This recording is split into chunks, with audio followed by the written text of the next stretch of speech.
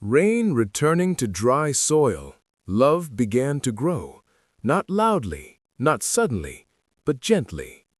Sometimes trust comes first, and love follows quietly behind. In the land where the soil was red and the sky carried the memory of ancestors, there lived a woman named Claire and her husband, Zuri. Their home stood at the edge of the village, not because they were poor, but because quiet followed them like a shadow. They were not unhappy people, they were not cruel, yet joy rarely crossed their doorway. Claire trusted Zuri completely. She trusted his footsteps, his words, his silence. When he traveled, she slept without fear. When he spoke, she never doubted. But when she looked at him, her heart did not answer. It stayed still, as though love had forgotten the path to her chest. Zuri trusted Claire in the same way. He knew her honesty, her discipline, her respect. She never shamed him, never disobeyed him, never broke their home. But his heart did not rise when she smiled. The fire of love had burned in him once, long before this marriage, and it had left scars that refused to fade. Their marriage was not born from desire, but from agreement. Two families had sat under a mango tree and decided their future. Hands were shaken, goats were exchanged, words were spoken, and Claire and Zuri obeyed. The village noticed everything.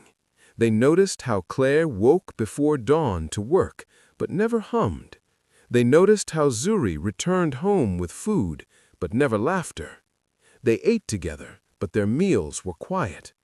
At night, they lay side by side, yet an invisible space rested between them. People whispered, "They live like elders, though they are still young." Claire felt the weight of those whispers. Often she would sit alone after sunset, watching smoke rise from other homes.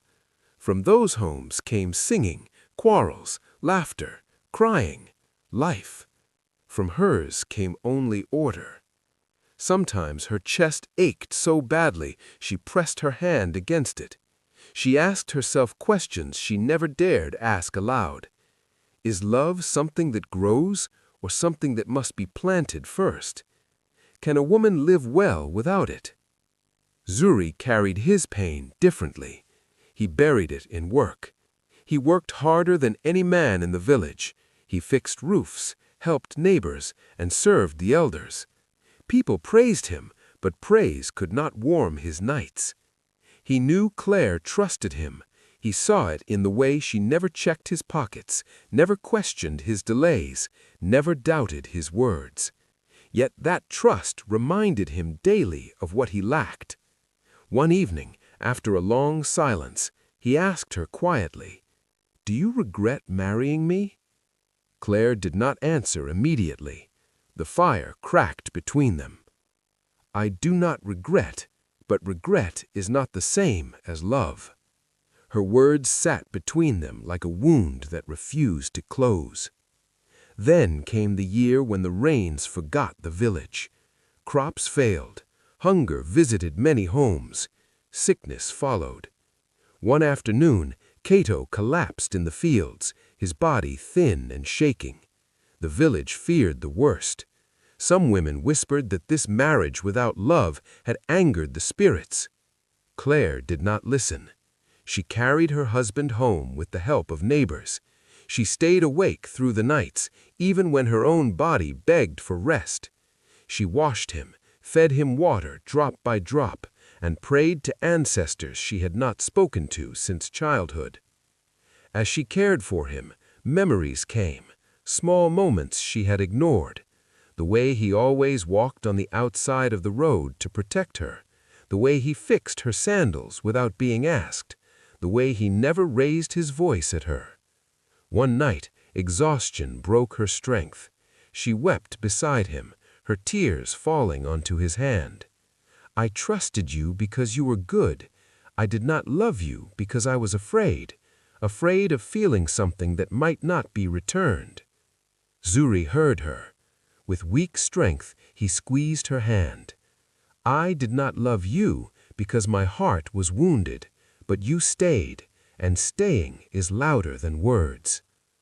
Cato did not die. When he healed, they were no longer the same people. Love did not arrive like thunder. It came like dawn, slow, quiet, almost unnoticed. They spoke more. They shared stories. Laughter visited their home for the first time. The village noticed the change. They said, trust built the house, pain tested it, and patience invited love inside.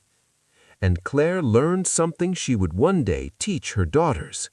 Sometimes love does not come first. Trust comes first. Love is not always a feeling, but when trust refuses to abandon, love may one day wake up and stay. It is a choice that waits.